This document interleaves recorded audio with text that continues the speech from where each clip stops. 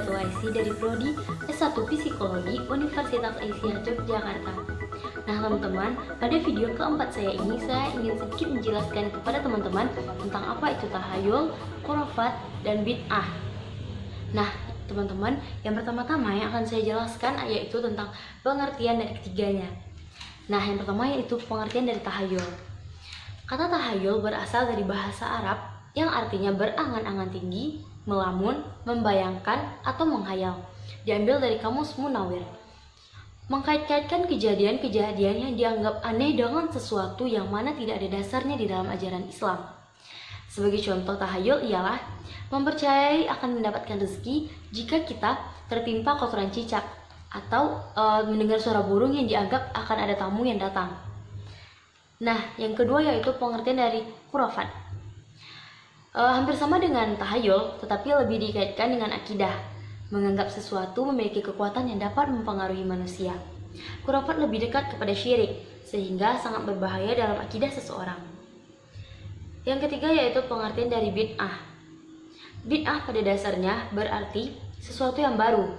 Bid'ah merupakan amalan baru dalam ibadah yang belum pernah ada di masa Rasulullah SAW. Bid'ah dalam ibadah yaitu sebuah kesesatan, dan sesat akan berujung kepada masuk ke dalam neraka. Barang siapa yang mengada-adakan hal baru dalam urusan kami ini atau agama, padahal bukan dari bagiannya, maka ia tertolak. Hadis riwayat Bukhari dan Muslim. Nah teman-teman, selanjutnya yaitu perbedaan di antara tahayul, bid'ah, dan juga khurafat. Tahayul yaitu mempercayai hal-hal yang dianggap memiliki maksud dan tujuan tertentu. Ada beberapa contoh tahayul di sini. Yang pertama yaitu kepercayaan yang sebenarnya sudah ada sejak zaman jahiliyah. Ketika itu mereka menganggap bulan Safar sebagai bulan yang syarat dengan kejelekan. Kepercayaan atau tahayul ini sebenarnya sudah dihilangkan oleh Islam melalui perdebatan Rasulullah SAW dengan orang Baduy pada saat itu. Dan di dalam hadis riwayat Bukhari dan Muslim, Rasulullah SAW bersabda, yang artinya tidak ada atwa, tiarah, hamah, dan safar. Contoh yang kedua yaitu adanya fenomena kesurupan. Teman-teman, ketika belakangan ini sering terjadi kasus kesurupan massal, kesurupan individual, orang menyebutnya kemasukan setan, jin, atau makhluk halus. Ini juga tahayul teman-teman, karena menurut para ahli, kesurupan adalah fenomena psikologis, tidak ada kaitannya sama sekali dengan makhluk halus.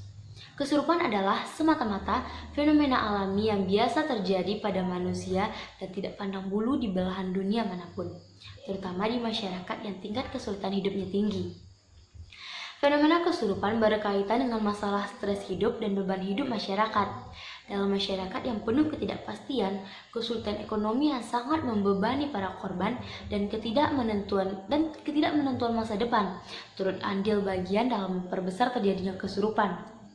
Nah teman-teman, pada kasus-kasus anak-anak sekolah, mereka yang terkena rata-rata kehidupan ekonominya susah, mikirin beban pelajaran, ditambah dengan mikirin buku yang tidak terbeli dan SPP yang belum dibayar, otomatis membuat sang anak menjadi sangat stres dan berusaha untuk ditahan.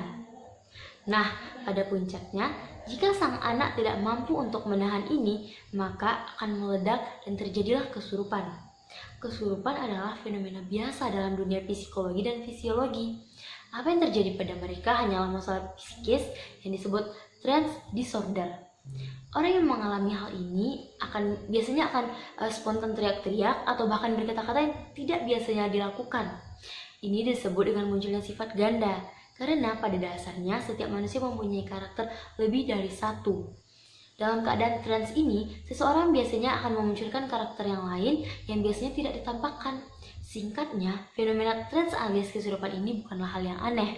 Ini adalah fenomena alam biasa yang disebabkan oleh tekanan jiwa.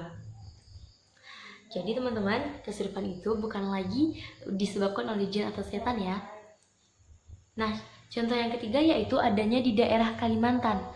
Nah, kalau di Kalimantan, kalau kita biasanya bangun tidur dan pada salah satu bagian tubuh kita terdapat warna agak kebiruan, mereka biasanya akan berkata, pada saat kita tidur ada kuyang atau sejenis vampir wanita yang menghisap darah kita. Padahal secara medis, bagian tubuh yang kebiruan itu disebabkan karena adanya aliran darah kita yang tidak lancar, maka akhirnya terjadilah pergumpalan darah. Nah, di sana yang akan menyebabkan di atas kulit kita itu adanya berwarna kebiruan. Jadi bukan berarti karena kita didatangi oleh semacam kuyang atau vampir perempuan tersebut ya teman-teman. Nah teman-teman, selanjutnya yaitu contoh khurafat. Khurafat yaitu mempercayai mitos-mitos yang ada. Nah, contoh-contoh perbuatan khurafat ini yang pertama yaitu mempercayai azimat yang dapat menahan sesuatu bahaya kepada kita. Yang kedua yaitu mempercayai binatang seperti burung yang dapat membawa tuah atau sial. Yang ketiga yaitu membuang ancak untuk menghalau hantu.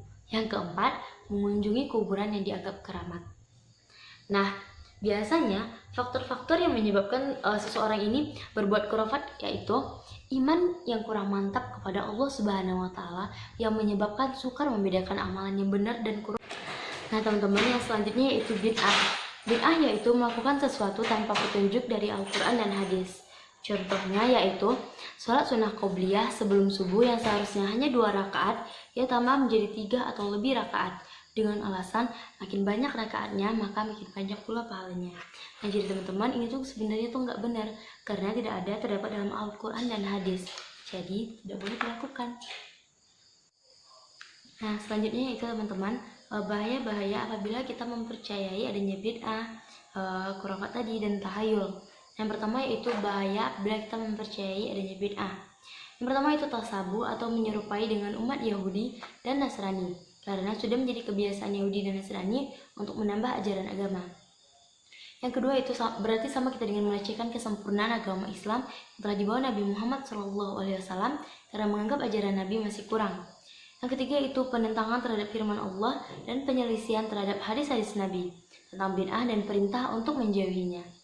Yang keempat yaitu menuduh Nabi Muhammad SAW untuk menutupi ajaran yang mesti harus disampaikan kepada umatnya. Yang kelima yaitu menempatkan diri sederajat dengan Rasul sebagai pembawa risalah atau penentu ajaran.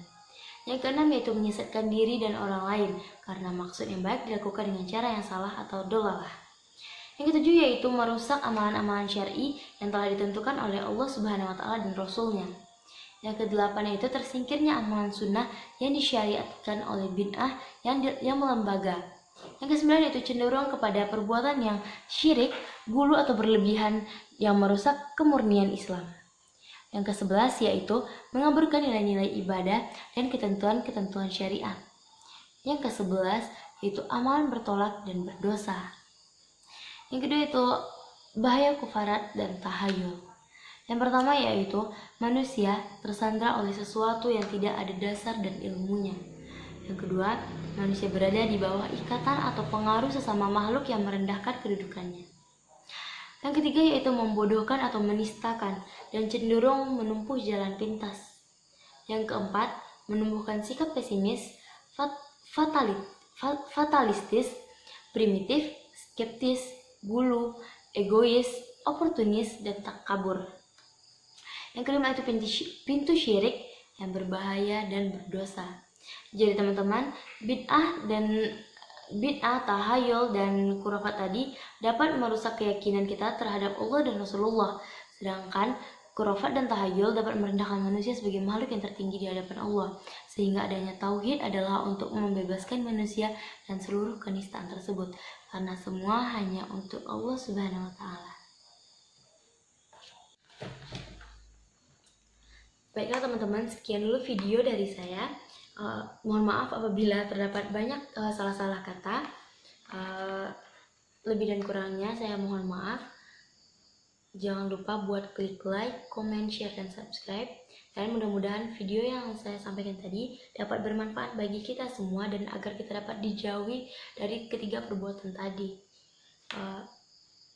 Oke, baiklah teman-teman, dadah. Assalamualaikum.